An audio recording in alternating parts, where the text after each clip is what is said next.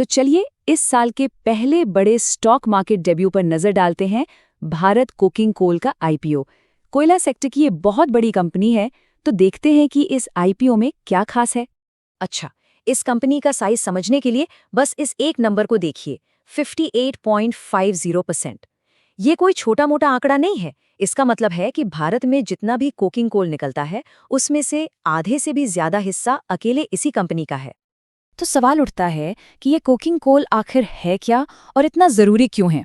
देखिए, आसान शब्दों में कहें तो इसके बिना स्टील बनाना लगभग नामुमकिन है, और स्टील के बिना हमारे पुल, हमारी इमारतें, हमारी गाड़ियां कुछ नहीं बन सकता।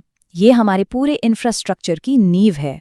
इस आईपीओ को पूरी तरह से समझने के लिए हम इसे 5 हिस्सों में देखेंगे।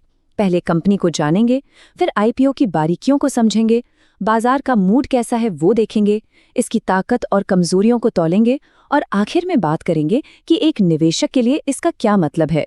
चलिए, सबसे पहले बात करते हैं इस कहानी के मेन किरदार की, यानी भारत कोकिंग कोल लिमिटेड, जिसे हम शॉर्ट में बीसीसीएल कहेंगे। देखिए, बीसीसीएल कोई नई कंपनी नहीं है। ये 1972 से काम कर रही है, और ये सरकारी कंपनी कोल इंडिया की ही एक सब्सिडियरी है। इसके पास 7,910 मिलियन टन के जबरदस्त भंडार हैं, और ये भारत के स्टील और पावर सेक्टर के लिए एक बहुत बड़ी सप्लायर है। मतलब ये सिर्फ एक कंपनी नहीं, बल्कि देश के लिए एक स्ट्रेटेजिक एसेट।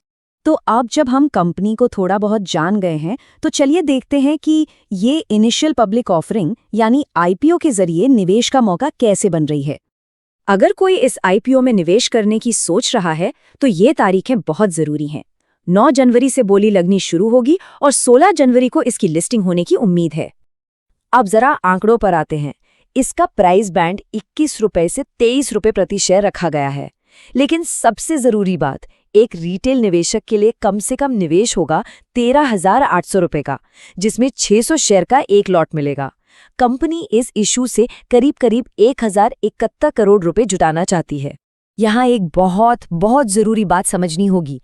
ये एक ऑफर फॉर सेल या ओएफएस है।